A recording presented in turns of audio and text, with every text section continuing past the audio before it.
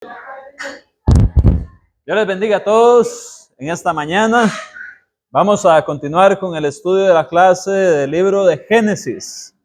En este caso vamos a ocuparnos de Génesis capítulo 13. Un capítulo anterior a la prédica que tuvimos el día de hoy, que se basó en Génesis capítulo 14. Así que vamos a hablar en esta mañana de Génesis 13, el capítulo donde vemos la separación entre Abraham y Lot.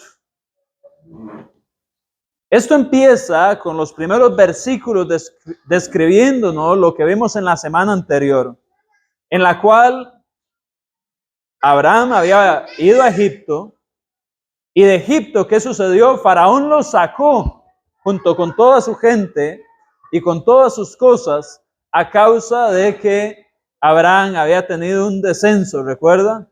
Vimos 4 cosas en las que descendió geográficamente yendo a Egipto: en su fe, porque tomó decisiones que Dios no le dio; en su moralidad, porque empezó a planear cosas que le metieron en problemas; y también hablamos de su reputación. ¿Por qué? Porque Faraón lo vio con malos ojos, la gente de Egipto lo vio con malos ojos, lo hicieron echado de Egipto, y así que Abraham tuvo que abandonar esa tierra.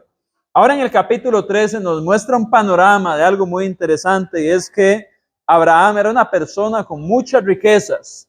Era rico, dice el versículo 2, y Abraham era riquísimo en ganado, en plata y en oro. Así que aunque esta no es la lección principal de esta mañana, quiero que usted tenga en mente y saque de su cabeza la idea de que una persona que es adinerada no puede ir al cielo, o que está mal. Muchas veces tomamos partes de la escritura y decimos: si alguien prospera, está mal, es una persona avariciosa, una persona que tiene algo mal en su corazón, no va a ir al cielo, porque es más difícil que un rico entre al cielo que pasar un camello por una aguja. Bueno, la escritura nos muestra que vamos a encontrar a Abraham en el cielo. Así que vemos que realmente el problema no era que él era riquísimo en todas estas cosas. El problema es que algunos ponen su corazón en las cosas económicas, y precisamente por eso es que se les dificulta poder ir al cielo, porque su corazón está en las ganancias, en el dinero, en los bienes de esta tierra, y no en seguir los caminos del Señor. Pero bueno, vamos a avanzar un poco más en el capítulo 13, ya que aquí lo que están haciendo es darnos contexto de qué sucedió después que Abraham dejó Egipto. Y vemos que la abundancia de Abraham se le muestra como riquísimo una vez que deja Egipto, una vez que regresa a los planes que Dios le había dado. Posiblemente ya él era rico antes de entrar a Egipto, pero ahora que regresa a la tierra, otra vez vuelve a tomar este matiz de héroe espiritual, donde cosas buenas empiezan a pasar en la vida de Abraham, y dejamos atrás esa caída que tuvo en el capítulo 12. Y bueno, creo que esa es una buena cosa que tenemos que ver acá, una buena lección. Y es que después de las caídas espirituales hay que volver a subir, no nos podemos quedar ahí. Necesitamos levantar el ánimo, necesitamos retomar el lugar donde estábamos antes de caer y continuar con la ayuda del Señor. No podemos quedarnos en Egipto, no nos podemos quedar en las fronteras de en medio. Hay que tomar el lugar que Dios nos dejó, porque así no vamos a ser ni tibios, ni fríos, ni calientes ahí constantemente, vamos a ser cristianos. Bueno, Abraham regresó a Canaán, la tierra que se le había dado, empieza a prosperar en gran manera, de igual manera a Lot, que andaba con él, y sucede un problema. Y es que la abundancia de ambos, Abraham y Lot, era tal que ya no cabían en aquella tierra. De hecho, en el versículo número 6 vemos que se nos dice: y la tierra no era suficiente para que habitasen juntos, pues sus posesiones eran muchas y no podían morar en un mismo lugar. Esa es la manera en la que Moisés nos dice, ya llegaron a un límite donde definitivamente las circunstancias no iban a permitir que ellos siguieran juntos en la misma línea.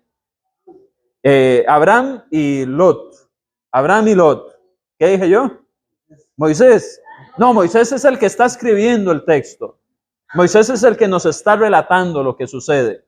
Así que Abraham y Lot ya no podían estar ahí y Moisés nos está diciendo, ya llegaron a un límite. Él está haciendo la narrativa y nos muestra que era imposible para ellos estar juntos. Y en el versículo 7 dice, vea, y hubo contienda entre los pastores del ganado de Abraham y los pastores del ganado de Lot.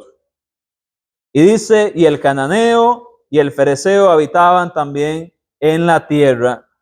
Así que lo primero que vamos a ver es que la historia de Abraham y Lot, la separación de Abraham y Lot, es un buen precedente que nos muestra cómo actuar cuando hay, dice acá, contienda. Esa es la situación real que están enfrentando Lot y Abraham. ¿Qué sucede cuando hay contienda? ¿Qué hacemos cuando hay contienda? A veces la contienda se llega a dar naturalmente. Hay causas que las provocan y que son inevitables. Y cuando ya esto se da, ¿cómo actuar? Bueno, en este caso Abraham nos va a mostrar un nivel espiritual de desarrollo, donde su fe, donde su crecimiento moral, donde su carácter se está formando y nos muestra un ideal de una persona que toma buenas decisiones en medio de la contienda. No sé si para ustedes, en medio de la contienda, es un tiempo en el cual a veces somos muy retados. Cuando estamos en una contienda, somos retados en nuestras emociones, en nuestras palabras, en las decisiones que tomamos, en que no sabemos a veces qué hacer, o a veces sí sabemos lo que queremos hacer, pero no lo que tenemos que hacer. La contienda es un momento, un punto que está, como se llama el programa, al rojo vivo, ¿verdad? No le estoy haciendo ninguna referencia, ni sé qué es lo que dicen ahí, pero recuerdo los anuncios de ese nombre, al rojo vivo. Es un momento donde se prenden las luces de alertas y hay que actuar porque es una contienda. Y algo que debemos de ver acá es que, ¿quiénes son los que están contendiendo? Abraham y Lot. Es decir, las familias de ellos, sus pastores. Esto es algo que, aunque son los pastores, se vuelve personal.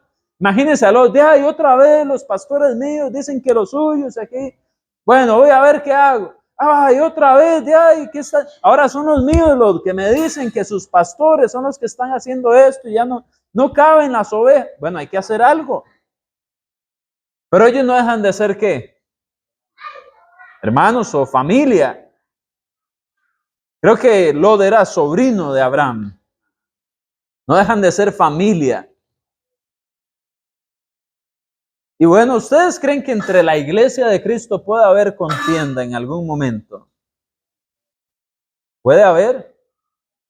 Puede ser que un día Andrés venga al rojo vivo y se encuentra a Memo y haya contienda, pero no dejamos de ser hermanos.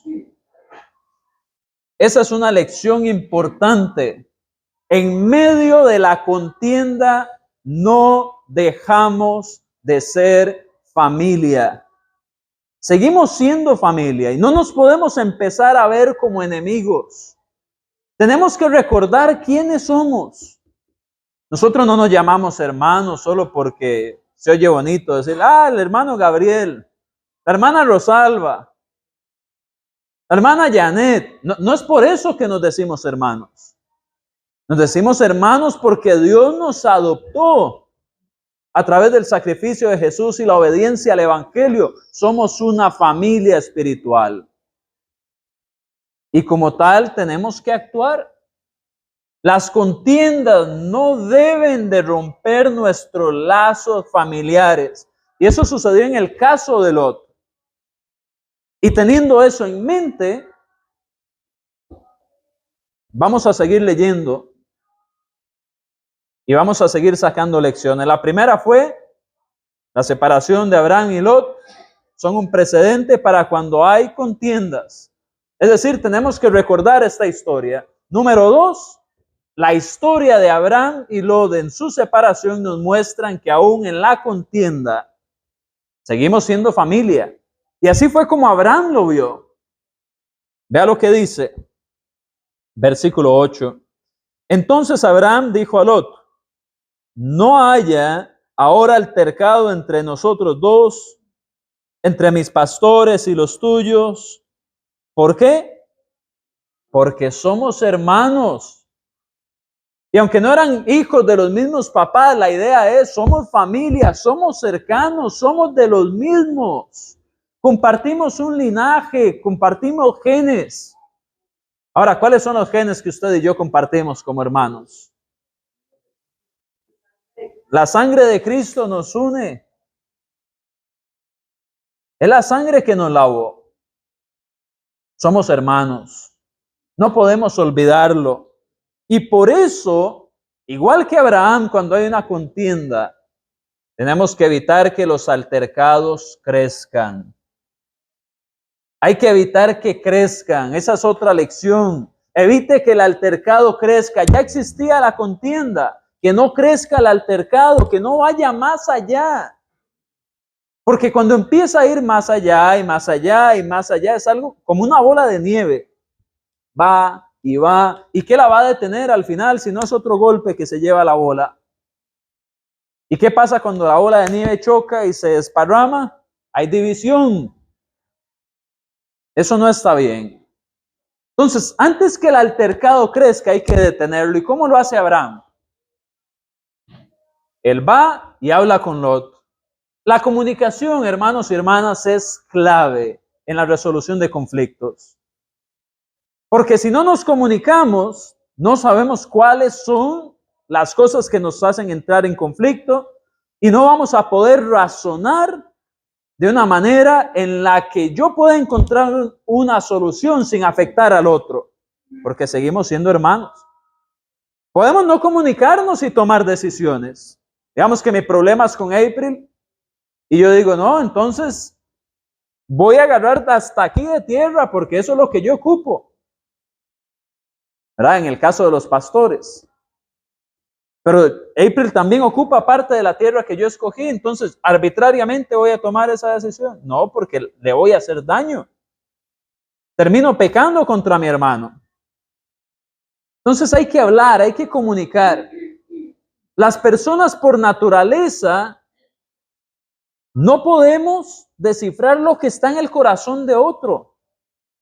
Su corazón y el corazón de los demás solo lo conoce Dios y lo conoce usted. Y por eso hay que hablar.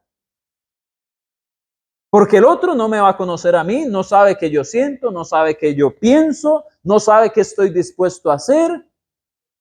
Y tampoco yo sé hasta dónde llegan las intenciones del otro como para decir, no, es que esta persona lo que quiere es hacerme esto y tiene esto contra mí y tiene aquello contra el otro y me han dicho que esto y lo otro. ¿De verdad? ¿Desde cuándo aprendió a leer los corazones? Dígame, entonces, ¿qué viene después en el futuro? ¿Ya está tomando cualidades de Dios que sabe de todo? No, eso solo Dios lo tiene. Entonces, la comunicación es importante. Mano Byron. Brevemente, nada más, es interesante eso, esa actitud de Abraham, la Biblia, ¿verdad? Primera de Juan, bueno, vamos a ver mucho en el Juan, pero dice que ama a Dios, ¿verdad? Y aborrece a su hermano, tiene comunión con Dios y aborrece a su hermano, es mentiroso, ¿verdad? Vive en tinieblas. Claro. Y Abraham nos muestra que, a pesar de que él es el perjudicado, él busca tomar la iniciativa, él tiene liderazgo para buscar resolver llegar a la paz con Lot, que de paso Lot no se lo merece. Lot, de hecho, uno ve la actitud de Lot y Lot es medio parásito, ¿verdad? Es lo que están aprovechando de las riquezas de Abraham para enriquecerse de él. Pero vemos cómo Abraham resuelve y dice, bueno, partamos el ayote justo, ¿verdad? No por la mitad, pero váyase por un lado. No se me adelante, no se me adelante. Y entonces vemos cómo toma la iniciativa de resolver, y esa es la actitud que Cristiano Maduro va a tener, de pensar, bueno, no todos somos perfectos, ¿verdad? Lot tampoco lo era. Hay que amar al hermano. Vamos a amar a Lot, aunque no se lo merezca, y vamos a procurar esto porque quiero seguir teniendo comunión con Dios. Amén. Gracias, gracias. Sí, si amamos a Dios, hay que amar al hermano. No hay forma de hacer eso, ¿verdad? Jean Paul, y luego doña Rosalba, y luego seguimos. Está el ejemplo de los Hechos, ¿verdad? Que este es capítulo 15, Pablo no quería llevarse agua. No hemos llegado ahí, pues. Estamos hablando de que hay que hablar en medio de las... Todavía no hemos llegado a la parte donde se dividen. Entonces voy a guardarlo ahí, está bien, porque yo sé que usted va a mencionar eso. Y yo lo voy a mencionar, pero lo voy a dejar que usted lo haga. Pero no hemos llegado a la parte de la división. Entonces estamos en el punto de que los conflictos hay que hablarlos. Es lo que hace Abraham. Él viene y habla, él viene y comunica. Él no empieza a asumir, él no empieza a tomar decisiones sin hablar con el otro. Él conversa y eso es clave. ¿Va por ahí su comentario, doña Rosalba, de la comunicación? Ok, entonces, adelante.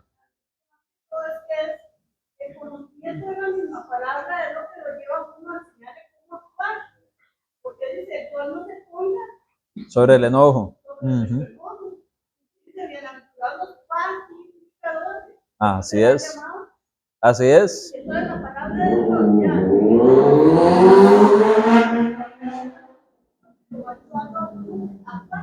Así es, así es. La fe no es sola, la fe manda actuar. Claro. Claro, los pacificadores, claro, y ayudarnos. Ser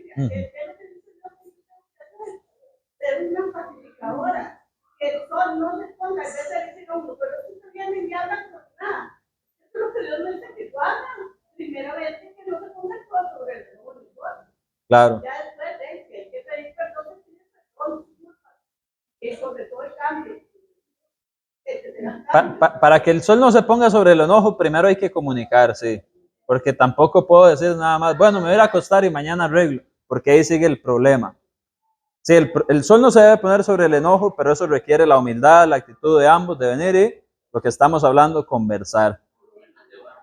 Porque si yo nada más digo, bueno, yo me acuesto feliz al lado del otro, ¿verdad? Ahí está también el egoísmo de ignorar la situación mientras el otro está afligido, ¿verdad? Solo porque Jean Paul no habló. Usted está agarrando ese espacio, ¿verdad? ¡Ay, Dios! Por el fariseo que decía, Señor, gracias porque no soy como este.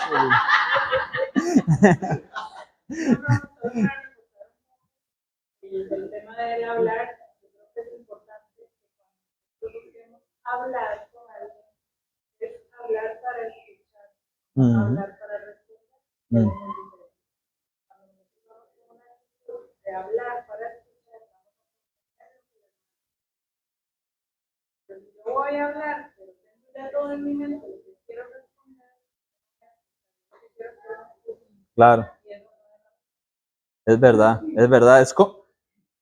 Esa es la comunicación, ¿verdad? Un emisor, un receptor y una respuesta al mensaje. Y tengo otra vez que yo ser, si fue el primero en escuchar, es cierto, es un buen punto. Esta conversación que hace Abraham aquí, vemos que no es una conversación dictatorial, donde viene de dictador y dice, esto es lo que vamos a hacer y esto se hace así, y usted es menor que yo, usted es mi sobrino, yo soy el patriarca, usted ve a ver qué. No. Abraham viene y habla y escucha, es una conversación. Cuando usted ya establece, antes de terminar la conversación, qué va a pasar, usted va mal porque va asumiendo cosas. Y la conversación puede dar un giro inesperado. A mí me ha pasado que yo digo, esta conversación, yo ya sé en qué va a terminar, yo ya sé cómo va la cosa, y vengo y y luego me dicen, no, es que usted recuerda esto y esto, y yo digo, no, me perdona más bien, ¿verdad? Entonces, hay que buscar el momento adecuado, ¿sí? Porque a veces la otra persona no quiere hablar en ese momento. Me siento como dando una charla de matrimonios ahorita. Porque a veces hay que esperar a que las dos personas estén en la capacidad de hablar. Usted puede sentirse en la capacidad de resolver ya, pero si la otra persona no está en la capacidad de conversar, eso no se va a resolver. Y usted ya está haciendo de su parte lo que usted puede. Espera que la otra persona pueda hacer lo mismo y así se soluciona mejor. Hay que buscar el lugar adecuado. Imagínense que yo tuviera un problema con Gabriel y nos ponemos aquí a hablar del asunto y van a venir, hermano Andrés, esto, lo otro. Andrés, venga acá, ¿dónde dejó aquí? Y empezamos a hablar en medio de mucha gente que va a interrumpir, no vamos a solucionar nada. Entonces, el lugar y el momento para hablar las cosas, en especial si son cosas serias como una contienda, hay que asegurarlo, que sea un ambiente adecuado, un momento adecuado, porque si yo le digo, sí, pero tengo solo 5 minutos, no vamos a tener el tiempo adecuado a veces para resolver si es algo complejo. Y hay que darle la formalidad, el aprecio. ¿Por qué? Porque si para mí un asunto no es muy grande, puede ser que para la otra persona sí lo sea. Y hay que tener esa empatía. Entonces, bueno, hay muchas cosas con respecto a la comunicación, pero hay que querer hablar, pero también oír. Hay que tener humildad. A veces, decía el más humilde de los humildes, a veces hasta yo me equivoco, dice alguien por ahí. Todos nos equivocamos, hermanos, definitivamente. Estoy siendo sarcástico, hermana. Claramente no es literal. Eso sería algo arrogante, ¿verdad? Decir, a veces hasta yo me equivoco. Estoy siendo sarcástico. Alguien lo dijo una vez, sí, pero no es correcto. Pero aclaro, tenemos que entender que se requiere humildad para entender que nos equivocamos y a veces creemos que tenemos una posición adecuada y no la es. Hay que atenderla adecuadamente y pues a veces si somos los culpables, pedir perdón, escuchar y solucionar, ver qué sigue. Y aparte de la humildad, claro, el respeto. Veamos a Abraham cómo lo está haciendo. Él llama como un familiar. Somos hermanos. Y así es como tenemos que ver eso. Seguimos leyendo.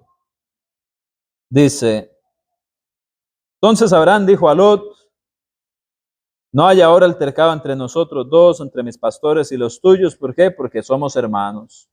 Comunicación, por favor. Luego dice, ¿no está toda la tierra delante de ti? Yo te ruego que te apartes de mí. Si fueres a la mano izquierda, yo iré a la derecha. Y si tú a la derecha, yo iré a la izquierda. Quiero decir algo aquí importante antes de cumplir mi palabra, darle el chance a Paul de sacarnos aquí Hechos 15 y luego como en el 16 Pablo va al segundo viaje misionero separado de alguien. Pero notes esa palabra que usa Abraham acá. Es distinto causar una separación que causar una división. ¿Ok? A veces por las circunstancias que hay, deben de haber separaciones. A veces porque hay caracteres que definitivamente no se dan, no se llevan. A veces porque hay circunstancias que van a mantener problemas y se mantienen. Tal vez Lot se llevaba muy bien con Abraham, pero sus pastores eran los que pasaban peleando con los de Abraham y entre ellos se caían mal y de ahí la relación de Lot y Abraham se iba a dañar si seguían así. Entonces a veces somos nosotros, a veces hay circunstancias externas y hay una frase que he escuchado que es que hay que tomar distancias saludables cuando tenemos problemas con gente. Y es cierto, a veces hay distancias saludables, es lo que está haciendo Abraham aquí. Pero esta separación, esta distancia que ellos toman, no viene a romper el vínculo de hermanos. Es diferente tomar una distancia saludable para evitar que hayan más problemas que separarnos físicamente y yo en mi corazón seguir diciendo, uy, es que esta persona, es que esta situación, es que aquello, es que esto. Es decir, si se separa es para evitar que hayan más problemas, pero no para podrir el corazón de pensamientos. Y a veces se maquilla de distancia saludable el punto en que, no, si esa persona va, yo no voy a esa actividad. Pero es una actividad cristiana, esa persona sigue siendo su hermano o hermana. Y si tienen que verse, pues no es que tengan que estar agarrados de la mano, pero pueden saludarse y desearse un buen día y simplemente evitar que surja otro problema, pero los problemas del pasado tienen que quedar solucionados. Si la separación se hace antes de solucionar el problema, que no es lo que Abraham hizo, usted lo que está causando es una división en el cuerpo de Cristo. Primero soluciona el problema y luego toma una distancia saludable. Si usted toma la distancia primero y no solucionó el problema, eso es una división en el cuerpo de Cristo, la iglesia.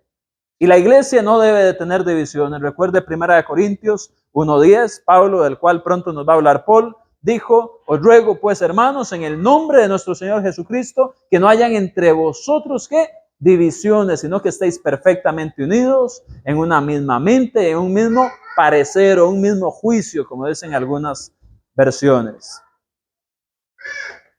Entonces, si usted dice, voy a tomar una distancia saludable de Byron, porque comúnmente tenemos problemas, y tuve un problema con Byron, primero hable con Byron, y le dice, ve hermano, tenemos este problema, ¿cómo lo arreglamos? Y lo arreglamos, y ahí sí, ok, bueno Byron, muchas gracias, sigamos entonces, pasemos la página. Y si usted decide no toparse todas las veces con Byron, porque eso le va a causar problemas, está bien, pero no guarde nada en su corazón, ni deje un problema sin resolver, porque si no usted solo se está dividiendo de él. Y así con cualquier persona. ¿Esta división es saludable? Sí. ¿Por qué? Porque Abraham está abordando el conflicto y luego se van a separar. No porque se separaron primero, porque tuvieron un conflicto. Que es el caso de lo que va a decir Jean Paul ahora sí.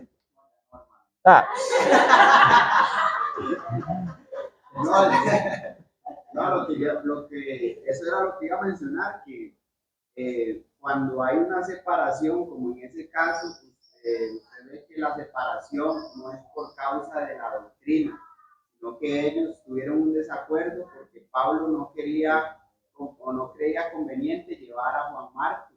Hechos 15, ¿verdad? En Hechos 15 y Bernabé sí, pero usted ve que ellos tomaron una decisión, bueno, yo me voy a ir a ese lugar, y Pablo se fue encomendado por el Señor y por la gracia del Señor, obviamente a través del acuerdo que tuvieron entre ellos, y se fueron a predicar la palabra, uno a un lado y otro al otro, pero no por una división, que es lo que usted mencionó. A veces cuando siempre van a haber circunstancias entre nosotros, porque tenemos diferentes personalidades, etcétera, muchas cosas, pero son opiniones, no es algo que sea doctrinal. Lo que pasa es que si nosotros no tomamos ese ejemplo, ¿verdad? Y yo nada más me voy de la congregación, tengo un problema con usted, esa raíz de amargura yo me la voy a llevar para esa otra congregación. ¿Y por qué se vino de allá, hermano? Uy, vea, te voy a contar eso en confianza. Entonces empiezo a enfermar a otros miembros del cuerpo de Cristo, crean una perspectiva que puede ser que ya sea hasta uno le mete un poquito más ahí y empieza a contaminar el cuerpo. Y si no seguimos la paz y la santidad con todos, no vamos a ver al Señor. Así es, así es. Buen comentario, hermano. De hecho, usted puede ver de este mismo caso que menciona Pablo después en una de las cartas a Timoteo, vemos cómo él habla de Marcos, que le ha sido útil a Pablo. En Hechos 15, Pablo se separa y se va con Silas y luego se encuentra a Timoteo y empieza lo que hemos estado estudiando, ¿verdad? Del tiempo de Pablo en Filipos, que va a ser el próximo mes, en Tesalónica, que estamos estudiando ahorita, todo ese viaje misionero que luego pasa a Berea, Atenas, etc. Pero antes de eso, ¿por qué se va él con Silas? Bueno, tuvo esa división con Bernabé y Marcos y por ciertas irresponsabilidades o malas decisiones que hubieron, Marcos dejó botado uno de los viajes misioneros. Pablo dice, no, yo con estas actitudes ahorita no voy. Pero luego en Timoteo dice, Marcos me ha sido útil. ¿Qué podemos inferir de eso? Bueno, esa vez Pablo se fue sin Marcos, pero en algún punto Pablo se volvió a topar con Marcos y desarrollaron una relación distinta y ahora hasta le fue útil y lo quiere más con él. Guarde esto en su corazón y si quiere lo apunta. Y usted ya lo sabe, no le voy a decir algo nuevo. Las personas pueden cambiar. No ponga etiquetas en alguien, aun cuando usted diga, voy a tomar una distancia sana de esta persona, ya arreglamos el asunto, no tengo que hablar más de esto ni con él, ni con nadie, pero voy a mantener una distancia sana. Ok, pero no piense toda su vida que esa persona va a ser tal como fue en ese momento. Porque a veces las personas maduran, crecen, y no es que ya porque es un adulto no va a madurar más, todos vamos en un proceso de crecimiento espiritual. Nos estamos formando espiritualmente. Y en el caso de Marcos eso sucedió y le fue útil a Pablo. Pero si usted tiene una etiqueta de una persona, no hombre, es que Andrés pasa molestando y vacilando, todo lo agarra en broma siempre. El día de mañana se encuentra Cristel con Andrés y van a hacer un proyecto y con Byron y toda la familia. Y Cristel dice, no, es que Andrés siempre es bromista, no me gusta eso. Tal vez ya Andrés no es bromista. Andrés tiene que probarse, ¿sí? Tiene que probarse tal vez y demostrar que no lo es. Incluso ya puede poner ciertas condiciones con Byron y me dicen, Andrés, podemos hacer ese proyecto, pero vamos a ver primero si esto ha cambiado. La verdad que eso es importante para mí en orden de poder seguir. Y si no ha cambiado, pues no lo tome a mal, nada más. Luego lo dejamos hasta ahí. Y Andrés se prueba y tal vez logran muchas cosas. No sabemos cómo fue exactamente el caso de Marcos y Pablo, pero vemos que pueden haber cambios. Entonces, si hubiéramos dejado la etiqueta en Marcos de que todo lo deja botado, tal vez Pablo después no hubiera podido también acudir a él diciendo, me ha sido útil. Pero él no hizo eso. Él le dio el chance después. Y eso se pudo solo porque ya habían hablado, habían solucionado y se dieron la oportunidad de avanzar. Seguimos. Seguimos adelante. Dice, y alzó Lot sus ojos y vio toda la llanura del Jordán, que toda ella era de riego, como el huerto de Jehová, como la tierra de Egipto, en la dirección de Zoar, antes que destruyese Jehová a Sodoma y a Gomorra. Entonces Lot escogió para sí toda la llanura del Jordán y se fue Lot hacia el oriente y se apartaron. ¿Se enojaron, dice ahí? No. ¿Se dividieron para nunca más verse? No. Se apartaron el uno del otro solamente. Y dice, y Abraham acampó en la tierra de Canaán, en tanto que Lot habitó en las ciudades de la llanura y fue poniendo sus tiendas hasta Sodoma. Mas los hombres de Sodoma eran malos y pecadores contra Jehová en gran manera. Vamos a ver varias cositas aquí. Antes de dar las siguientes lecciones, vamos a recordar un par de asuntos que creo que es evidencia importante para demostrar que aquí Abraham no tuvo resentimientos con Lot. Y quizás esa es otra buena lección. No guardemos resentimientos después de tener esas separaciones saludables cuando son necesarias. No guardemos resentimientos. ¿Y cómo sabemos que Abraham no guardó resentimientos? vieron la prédica de esta mañana. Tomaron cautivo a Lot. ¿Y qué hizo Abraham? Se trajo unos hombres, 300 y resto, y 318, gracias hermano, se trajo 318 hombres. Al parecer algunos eran contratados porque vemos que al final deja que 3 de ellos se dejen sus botines. Entonces quizás esa era parte de la condición cuando los estuvo reclutando, llamando para ir a hacer aquel rescate de Lot. Pero ¿qué hizo Abraham? Abraham se movió para ir a rescatar a Lot. Si hubiera tenido un resentimiento, no lo hace. Y luego más adelante en el libro de Génesis, cuando se va a destruir, lo que dice acá, aquí dice, esto fue antes de que el Señor destruyera Sodoma y Gomorra. Bueno, cuando iban a destruir Sodoma y Gomorra, vemos a quién pidiendo por Lot. Vemos a Abraham, Señor, si hubieran por lo menos estos, por lo menos este número, por lo menos 10. Y Dios dice, bueno, si por lo menos 10 no lo destruiría. Y adivinen qué, no estaban los 10. Aún así Dios envió ángeles a la casa de Lot y permitió que su familia se salvara de la destrucción de Sodoma y Gomorra. Pero ¿cuál es mi punto? Abraham estaba intercediendo al Señor, ¿por quién? Por Lot. Abraham lo amaba, no tenía nada en contra de él.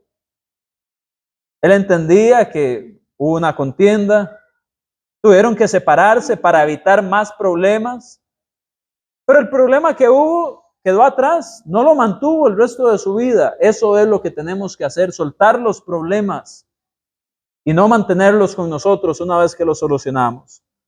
Ahora, esas dos eran evidencias que quería presentar. Lot fue rescatado por Abraham y luego Abraham intercedió por Lot.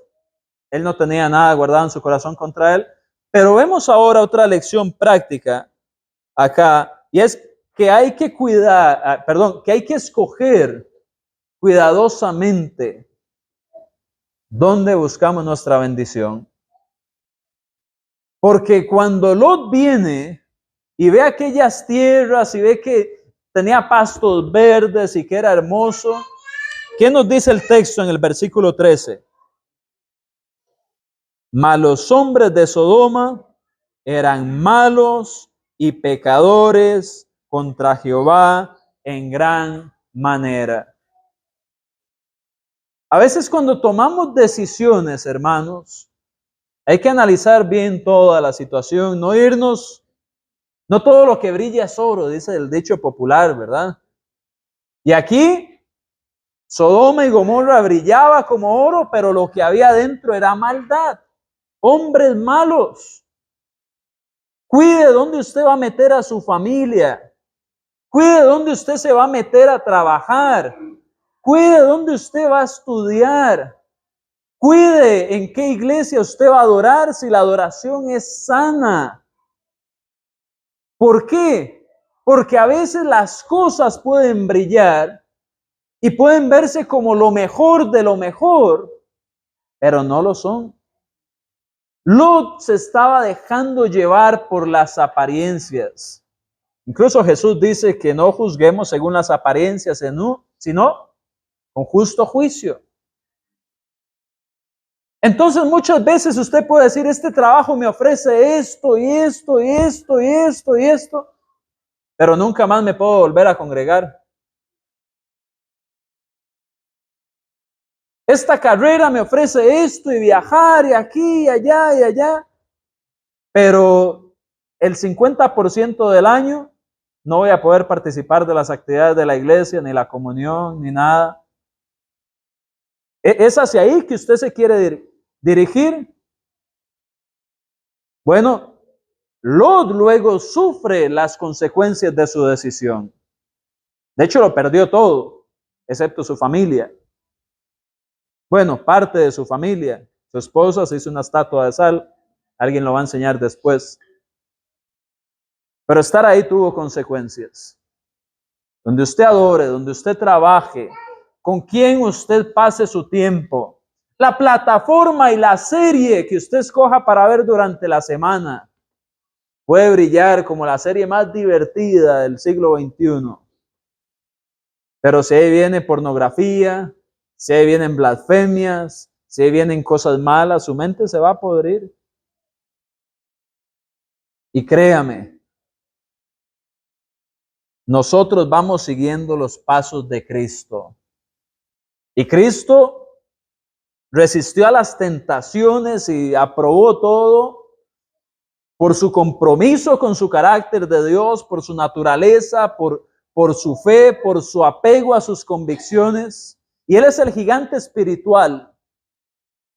Pero usted y yo estamos muy lejos de llegar ahí como para decir, no, eso no me va a afectar tanto a mí. Yo sé discernir lo que es malo, lo que es bueno, y me evito esas cosillas. Bueno, créame, a veces una piedrita pequeña puede hacer que nos tropecemos. ¿Le ha pasado alguna vez que va caminando y lo que era un bordecito así apenas, y usted se tropieza ahí? Bueno, espiritualmente puede pasar también. Así que fijémonos dónde vamos a ubicarnos. Seamos sabios a la hora de tomar decisiones en nuestra vida. Eric, levantó la mano. La memoria,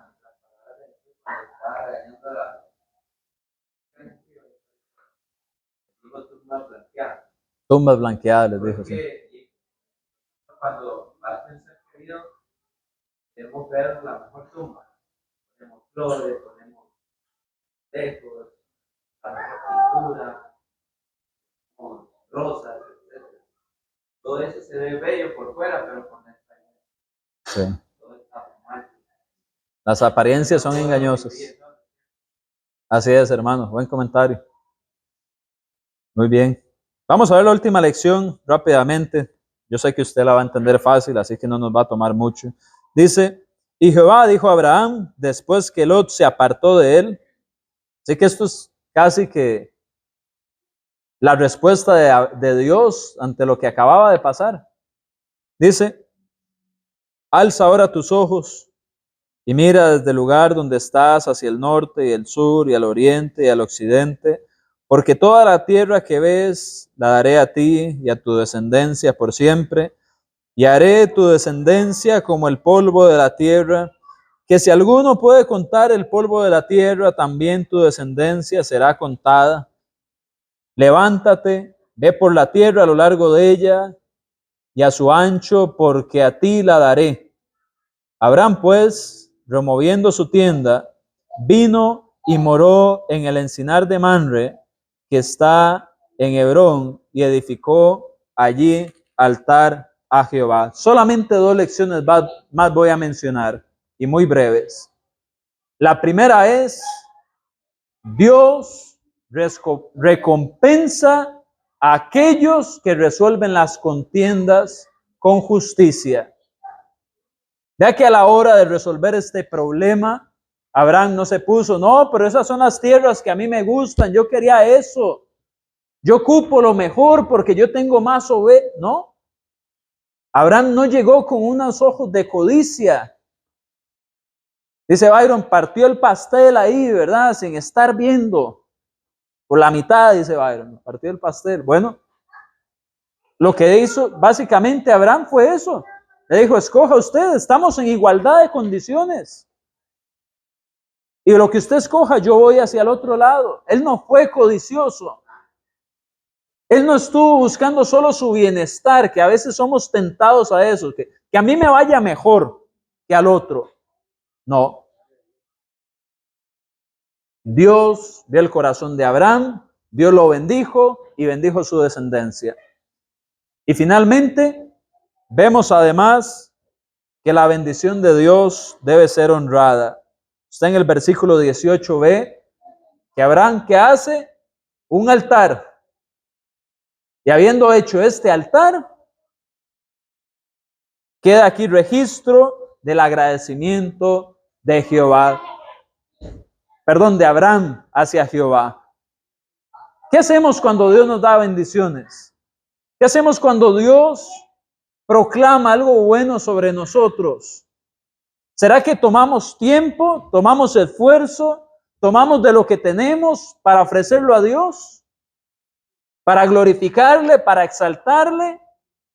O simplemente decimos, qué bien que me fue con esto, qué dicha, y sigo mi vida.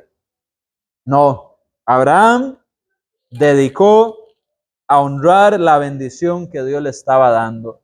Y eso nosotros lo podemos hacer orando, ofrendando, a través de la benevolencia, a través de muchas formas en las que ponemos nuestra salud, nuestros bienes, nuestro tiempo, nuestras fuerzas al servicio de Dios. Bueno, eso es honrar las bendiciones que Dios nos da. Porque de lo que Él nos da, lo ponemos al servicio de Él también para glorificarlo. Termino yo acá. Vamos a terminar la grabación.